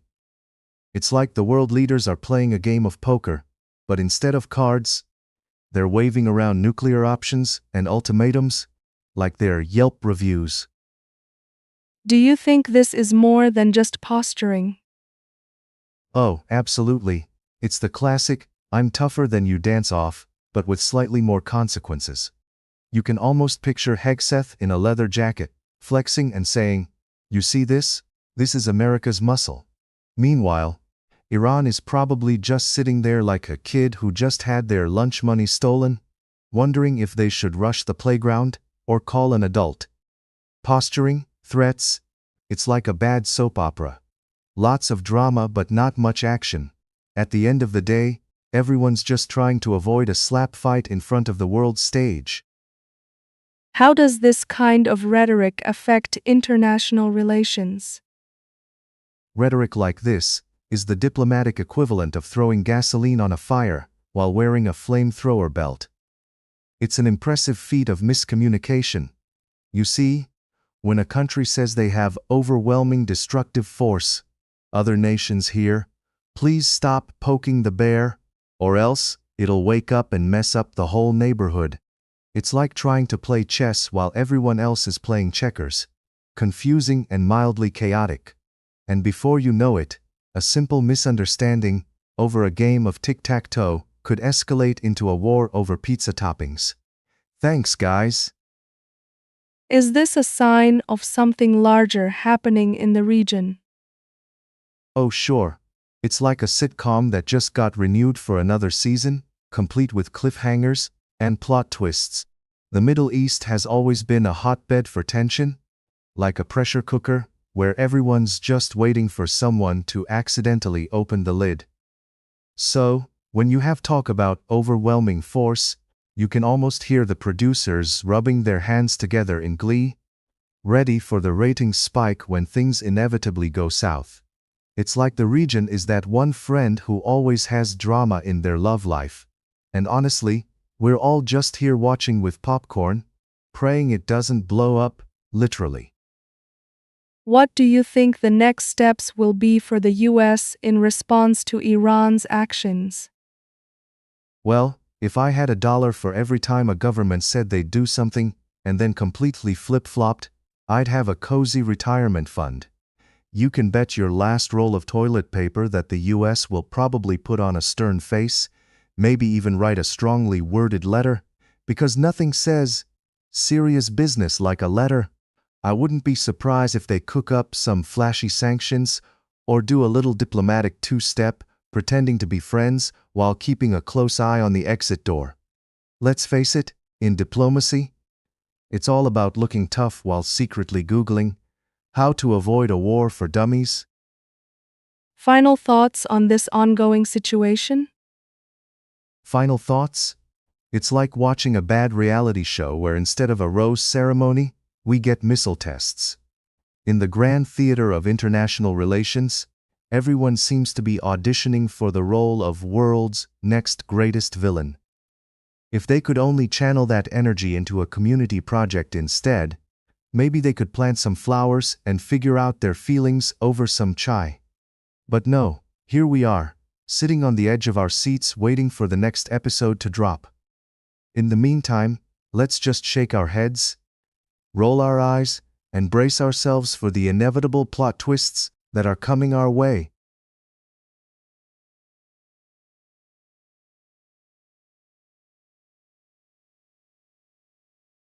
So, the Russian Defense Ministry just dropped some footage of their new drone units in the ongoing conflict. What do you think this means for the situation? Ah, yes, because nothing says, "I'm serious about this conflict," quite like a slick video of drones flying in formation. It's like a military version of a boy band auditioning for America's Got Talent. Except instead of singing, they're just practicing their synchronized hovering. The state of warfare has advanced to the point where you can't tell if you're watching a battlefield or a tech convention demo reel. I just hope they remembered to charge the batteries. Do you think this development signals a new strategy from Russia? Oh, Absolutely. This is like when your favorite series gets a strange spin-off with all new characters that nobody really asked for. Russia is saying, hey, look, new shiny drones. Forget the old tactics. We've upgraded to the latest in robotic warfare. It's like they're announcing the next big smartphone release, except instead of a camera that takes breathtaking pictures of sunsets, these devices are designed to take out, well, anything in their path. Who knew warfare could be so trendy? How do you think the international community will respond to this footage? Well, if the international community responds anything like my friends, when I show them my new haircut, it's going to be a mixed bag of compliments and awkward silence. I can just imagine the UN representatives watching this footage and trying to figure out if they should be impressed or horrified. They might just resort to the classic approach of using memes to express their feelings. Because nothing says we care like a good meme referencing high-tech drones and global conflict. It's the modern diplomatic language. What impact do you think this will have on morale within Russian forces? If there's one thing that boosts morale, it's having the coolest gadgets. I mean, who wouldn't feel like a superhero rolling out with drones? It's like upgrading from a bicycle to a sports car. Suddenly, you're in the fast lane. But let's not forget, with great power comes great responsibility. The real test will be whether these guys can fly them without crashing into each other, or getting too excited and accidentally launching a snack run instead. I mean, even superheroes have to eat. What kind of technology do you think these drones are packing? Well, if they're anything like my neighbor's remote-controlled flying lawn ornament, then we're in trouble. But seriously, we're talking cutting-edge technology here. I imagine they've got everything except a coffee maker on board. These drones are probably equipped with surveillance, missile capabilities, and maybe even the ability to stream cat videos. You know, for morale boosting among the troops. Because nothing says we're in a serious conflict like watching fluffy kittens in action. What could be the long-term effects of this drone strategy in warfare? Long-term effects?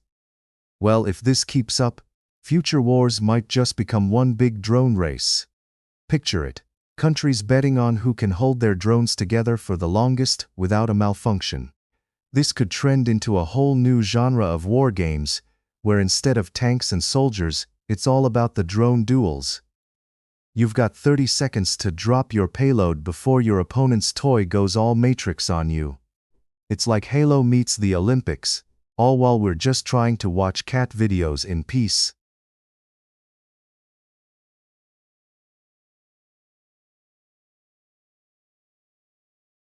So, we just heard that Iran's aggression has led to deadly U.S.-Israel strikes, totaling over 3,000 casualties. What's your take on this chaos? Nothing screams world peace, quite like a nice round of bomb dropping between nations, does it? It's like a game of hot potato, but instead of passing a potato, everyone's chucking missiles back and forth. You know? 1 minute you're enjoying a lovely day, and the next you hear about a whole lot of casualties, as if someone accidentally hit the wrong button on a video game console. Honestly, you'd think by now the world leaders would have learned the difference between a diplomatic handshake and a fist fight. Is this really a surprise considering how long Iran has been acting up? Surprise? That's an understatement. It's like expecting a cat not to knock over a glass when you're not looking. Iran's been playing the let's annoy everyone with our antics game for ages, and now it's reached a level of chaos that could rival my family's Thanksgiving dinner. I mean, who could have predicted that poking the bear would end with bear bites? Apparently, not our esteemed leaders, who seem to think diplomatic negotiations are as simple as flipping a coin. What do you think prompted this recent spike in tension? Well, if I had to guess, I'd say it all started with someone not sharing their toys. You know how it is. 1. Country gets a little too comfortable throwing their weight around, and suddenly, everyone else feels the need to join in on the drama. It's like a reality show, but with more explosions and fewer commercial breaks. Maybe they just wanted to remind themselves that nothing brings nations together quite like a shared sense of panic and grief. Can we say that Iran really pushed the envelope here? Oh, they didn't just push the envelope. They set it on fire and sent it via express mail. Iran's behaviors has been like that one friend who can't take a hint and just keeps pushing your buttons until you're left wondering how you ever ended up in this mess. They've been living their best reality TV life, causing drama while the rest of us are left watching with popcorn. But unfortunately, this isn't exactly a show you can binge watch for fun. What repercussions should we expect after such heavy casualties? I'd say we should expect a hefty dose of finger-pointing and a lot of who could have seen this coming.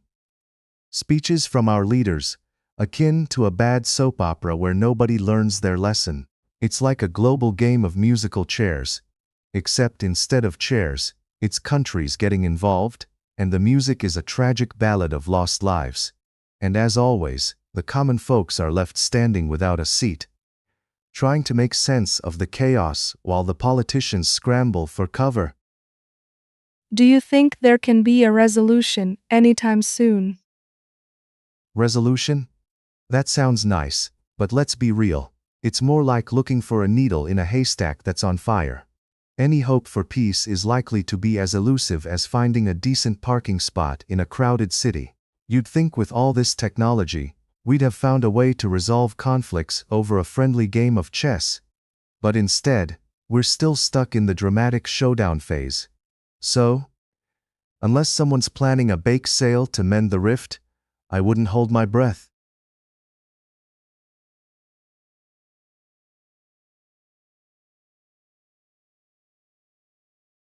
So, experts are warning that Trump's threats to Cuba could lead to a new era of military aggression. What's your take on this? Oh, absolutely. Because nothing says, "I love peace," quite like a good old-fashioned threat of military aggression. It's like Trump is playing a game of geopolitical monopoly, and he's just landed on Cuba instead of Boardwalk. I can already hear the sound of tanks rolling across the chessboard while he's yelling, "I'll take that island, thank you very much." Honestly, it's like every time he opens his mouth about foreign policy, I half expect him to follow up with, "And I'll have fries with that." Historically, have there been similar threats that escalated into military action? Oh, you bet. History is full of such gems. It's like a tragic sitcom where every season ends with someone throwing a punch instead of just talking it out over coffee. Remember the time the US decided to show off its military muscles like a teenager at the beach? Those sunny days don't always end without a fight. It's like watching a toddler with a toy gun, thinking they're invincible. Spoiler alert. They usually end up crying when they realize the neighbors don't want to play war games. What do you think could happen if aggression actually occurs? Well, if the aggression meter gets turned up to 11, we might see something far more dramatic than your average Hollywood action flick. I mean, will it be a point-target strike, like using a sniper to take out a light bulb? Or are we going full Michael Bay, with explosions everywhere and dramatic music? Honestly, if they start dropping bombs like it's the best party of the year, I'd suggest everyone invest in hard hats and earplugs. Just grab your popcorn and hope it's not too messy. With the current political climate, how predictable are these threats? Predictability in politics? Now that's a contradiction in terms. It's like trying to guess what's going to happen in a soap opera, just when you think you have it figured out. Bam! Someone's long-lost twin shows up, and now we're off to the races. Trump's threats are about as predictable as a cat's mood. One minute they're purring, the next minute they're knocking your best vase off the table. It's truly an adventure, minus the safety net. What should the international community do in response? Oh, the international community should definitely break out the popcorn and watch the drama unfold. Phones? Seriously though, they could take a page from the How Not to Engage in a Spat manual, diplomatic discussions over a nice cup of tea, instead of marching troops around like it's some sort of game of Risk.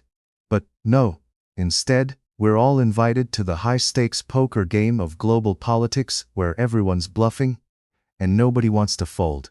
As usual, it'll be the innocent bystanders watching and hoping they don't end up with a front row seat to a really bad show.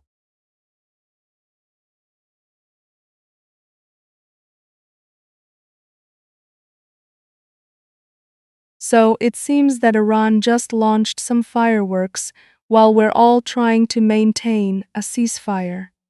Is the fragile peace really about to shatter? Well, if the piece was a glass vase, I'd say it's hanging on by a thread while being juggled by a hyperactive toddler. Seriously, it's like trying to maintain a serene yoga class while someone lights off firecrackers outside. Sure, the ceasefire is still technically in place, but it feels like that guy at a party who keeps saying, "No, I'm not drunk," while he's actually doing the moonwalk across the dance floor. We're definitely keeping an eye on things, but let's just say that the situation is more fragile than a soap bubble in a porcupine convention. What do you think this means for future negotiations? Are we heading towards a diplomatic breakthrough or another diplomatic disaster? The age-old game of diplomatic negotiation. It's like trying to fix a leaky faucet while the whole plumbing system is on fire. On one hand, we could strike gold, and the world might be singing Kumbaya by the next tea time. On the other hand, we might just end up with a diplomatic disaster that would make even a soap opera scriptwriter say, "Whoa, this is too dramatic." Honestly, at this point, I'm half expecting one of the negotiators to start a TikTok dance-off to settle things. Who needs treaties when you can just bust a move? It seems like a lot of nations are watching closely. Why is this situation so significant on the world stage? Well, it's like having a family feud that everyone, including the neighbors with binoculars, is keeping an eye on. You know how important family dinners can be? Now imagine it with more missiles and fewer mashed potatoes. The significance is mainly because it's a volatile region where, let's be honest, things can escalate faster than someone saying free samples at a grocery store. Everyone's concerned that if one more "oops, my bad" moment happens, we could be looking at more than just a few tense Zoom calls.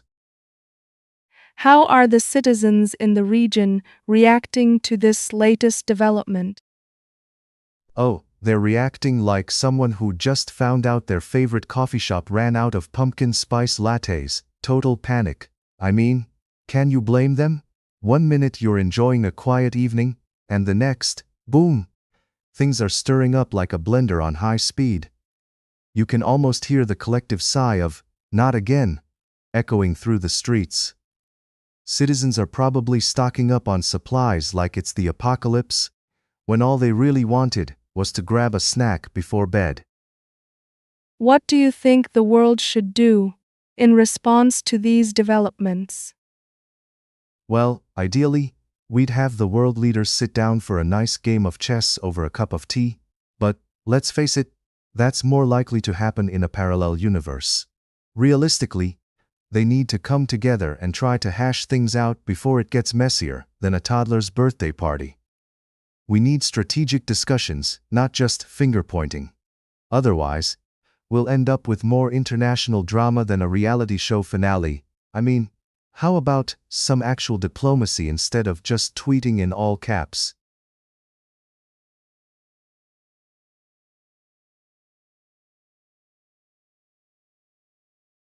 So, it sounds like Iran has been busy throwing some punches at US forces since the ceasefire went into effect. What can you tell us about this escalation in the Gulf? Ah yes, the Gulf region.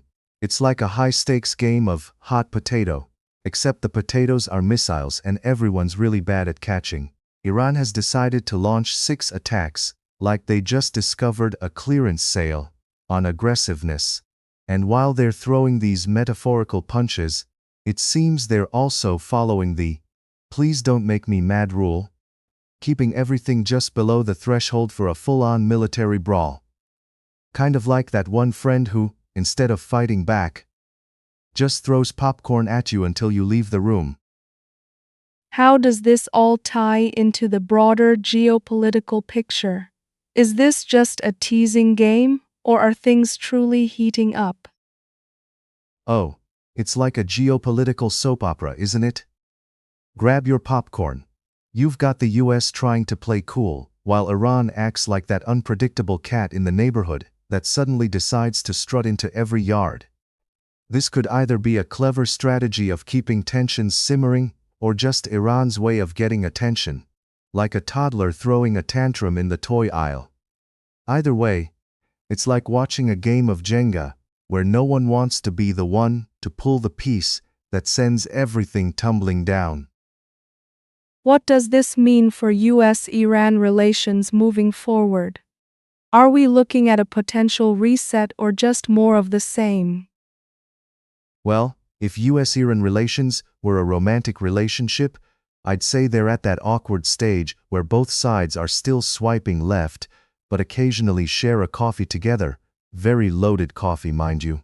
This latest round of provocations suggests that they didn't binge-watch How to Make Peace on Netflix over the weekend. Instead, it looks more like they're still caught up in a cycle of sending each other mixed signals, like when you text your ex on a Friday night because you miss the drama.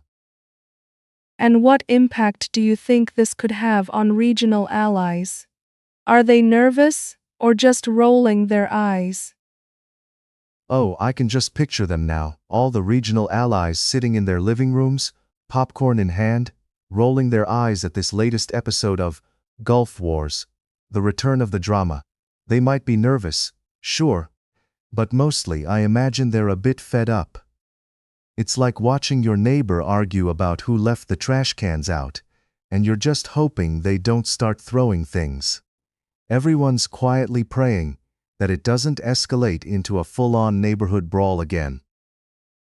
What do you think the US response will be to these attacks? Anything surprising or just more of the same? Oh, the US response is going to be like a predictable sitcom punchline at this point. You know it's coming, but you still laugh because it's so painfully obvious. They might respond with stronger sanctions, or perhaps just a sternly worded letter that sounds like a passive-aggressive message on social media. It's like when your parents used to say, "I'm not mad, I'm just disappointed," and you realize that this is actually worse. Buckle up, folks, because it's about to get mundane. Do you think there's any chance for a real diplomatic breakthrough? Or is it all just talk? A diplomatic breakthrough. Is that like finding a unicorn in your backyard? Possible, but highly unlikely. It's like trying to convince 2 rival coffee shops to collaborate. There's just too much ego involved. Right now, it looks more like a game of chicken where neither side wants to blink first. So, unless someone suddenly decides to play nice and actually mean it, we might be stuck in this delightful dance of diplomatic footsie for a while.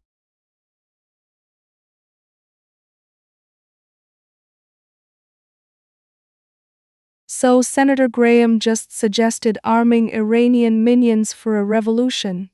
What's your take on that? Oh, absolutely. Because nothing screams democracy quite like giving weapons to people you refer to as minions. I mean, next we'll be handing out capes and calling it Operation Superheroes for Freedom.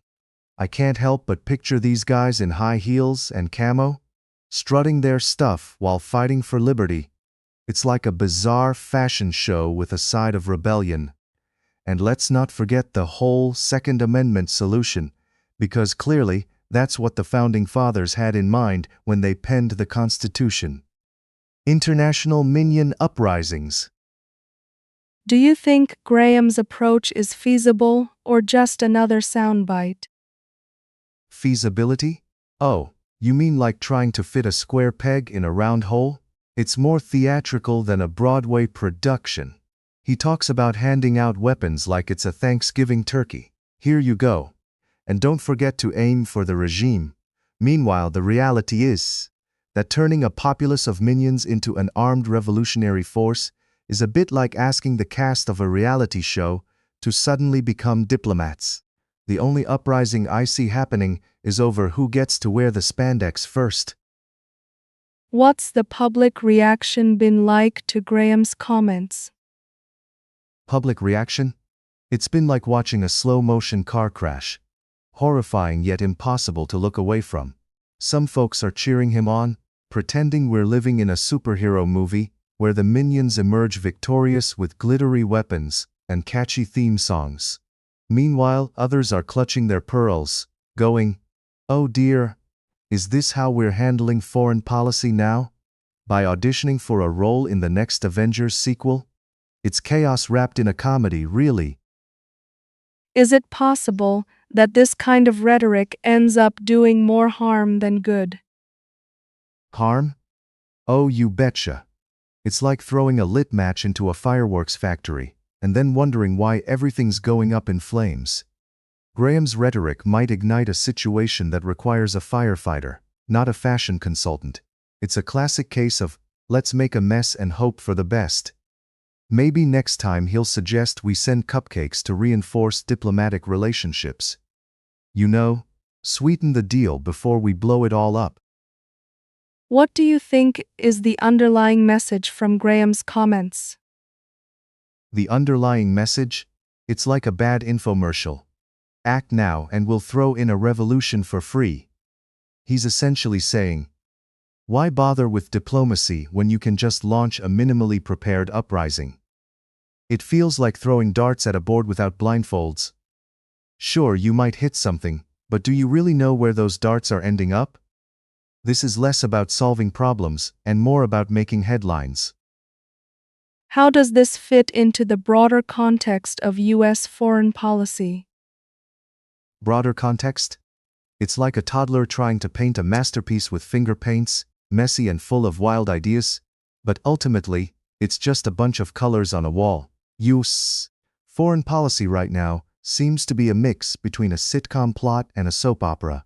We're oscillating from, let's send in the troops, to let's send minions with weapons. It's less about strategic moves and more about the wildest plot twist they can think up. You almost expect a dramatic piano score behind it all. Do you think anyone will take Graham's proposal seriously? Take him seriously? That's the real million-dollar question. It's like asking if people seriously believe everything they hear on reality TV. Some might think he's a visionary, while others see him as the guy who brought a trampoline to a chess tournament, totally misplaced. But here we are, laughing and cringing at the same time, still wondering if he'll provide the little minions with safety training before handing them the big guns. Classic Lindsay.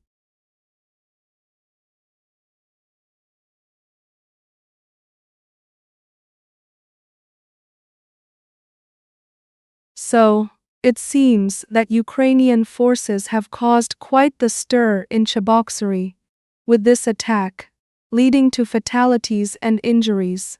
What can you tell us about the unfolding situation? Cheboksary. The city that was undoubtedly on everyone's vacation checklist. Now, thanks to Ukrainian forces, it's more famous for tragic headlines than picturesque views. It's like an unexpected plot twist in a bad soap opera, just when you thought it was a peaceful episode. Boom! Now we find ourselves with Russian investigators diving into the deep end to explore what they call crimes against civilians. I mean, who needs a peaceful resolution when you can have a full-blown investigation, right? It's like calling in the detectives after a pie-eating contest goes wrong. What do you make of the Russian investigators coming in to probe the situation? What's the drill here? Oh, the Russian investigators, the heroes we never asked for. They must be assembling their best Sherlock Holmes team over there, complete with magnifying glasses and trench coats, ready to analyze every crumb of evidence. Maybe they'll even find time to write a novel about their new favorite hobby, investigating Ukraine. Meanwhile, the Ukrainian forces are probably throwing their own party, saying, "All press is good press."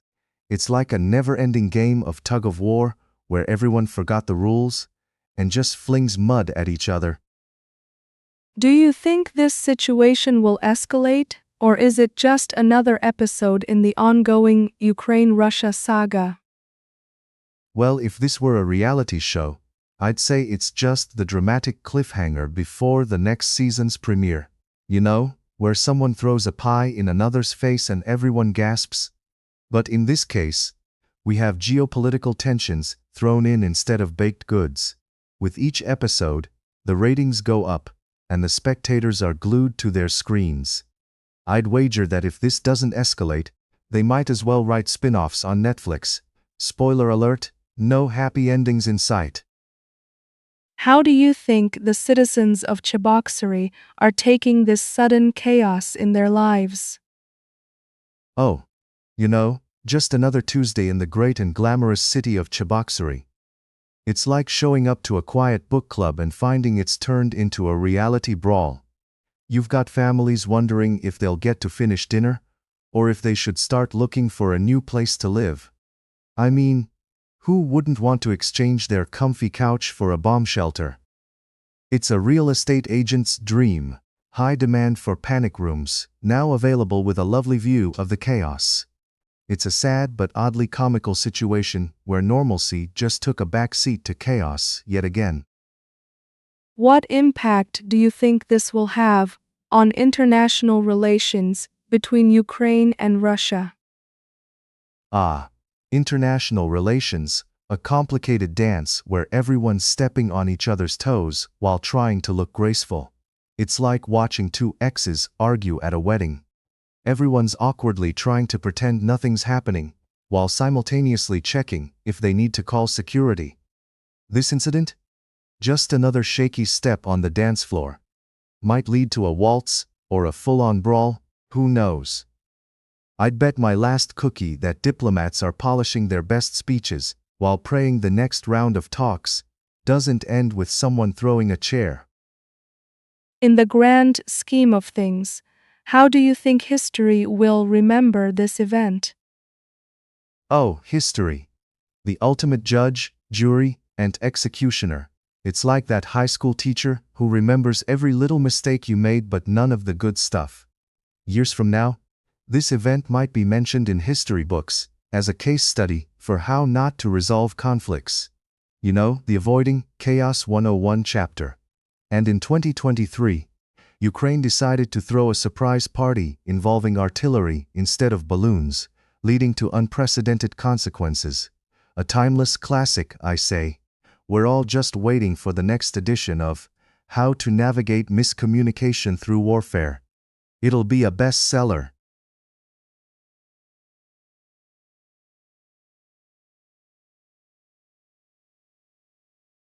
So, let's talk about this stunning light diffraction phenomenon happening in Indonesia, where rainbows are apparently auditioning for a role in a new Pixar movie. What actually is this irisation effect?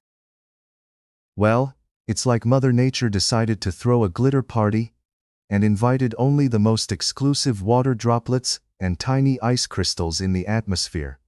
Imagine the sun peeking through a cloudy curtain, and voila, you get the irisation effect. It's so rare, it makes a unicorn look like a regular Tuesday. All the elements have to be just right, like a cosmic game of Jenga. You need the sun at the perfect angle, the clouds to have just the right thickness, and the observer to be standing where they can actually see it. Because, let's be honest, if you're stuck in traffic while this spectacle is happening, you're just going to miss out on what could have been your Instagram moment of the year. What makes this phenomenon so rare? I mean, can't we just order a rainbow on demand like we do coffee these days? Oh, if only life were that simple. Unfortunately, instead of a barista, we have Mother Nature, who's a bit of a diva. She requires a specific set of conditions to set the stage for this beautiful light show. It's like trying to bake a soufflé. If it's not just right, you're left with a sad puddle instead of a fluffy masterpiece. The sun has to shine at a perfect angle. The clouds have to balance their thickness like they're on a tightrope.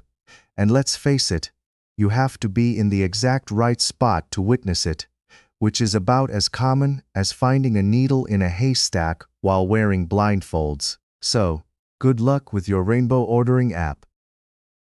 What kind of reactions do people have when they witness this extraordinary event? Oh, the reactions are priceless. You'd think people just spotted Bigfoot at a yoga retreat. There's a lot of wide-eyed wonder, jaw-dropping awe, and maybe even a few spontaneous interpretive dances, celebrating the sheer beauty of the moment. You could have a whole crowd standing below these clouds, pointing and gasping like they just found out their favorite TV show got renewed. I mean, who wouldn't want to be a part of the Rainbow Realization Club? The only downside is when someone inevitably pulls out their phone, trying to capture the perfect shot for social media, only for it to come out looking like a bad filter job. Meanwhile, the actual beauty is just floating up there, completely unbothered by hashtags. If someone misses this phenomenon, what should they do to cope with the disappointment? Ah, the sweet taste of FOMO. If someone misses this magical sight, they could either take up a new hobby, like cloud watching, to try and create their own version of irization, or they could just binge-watch every nature documentary available, because nothing says, "I'm coping well," like living vicariously through David Attenborough's soothing British accent. They could also consider practicing their patience, because let's be honest, life is full of ups and downs, just like clouds. In the meantime, they can always look up pictures online and pretend they were there, while internally crying over their missed opportunity. Just remember, there's a whole world out there with plenty of beauty, but sometimes it takes a bit of effort to connect with it, like trying to find Wi-Fi in a remote cabin.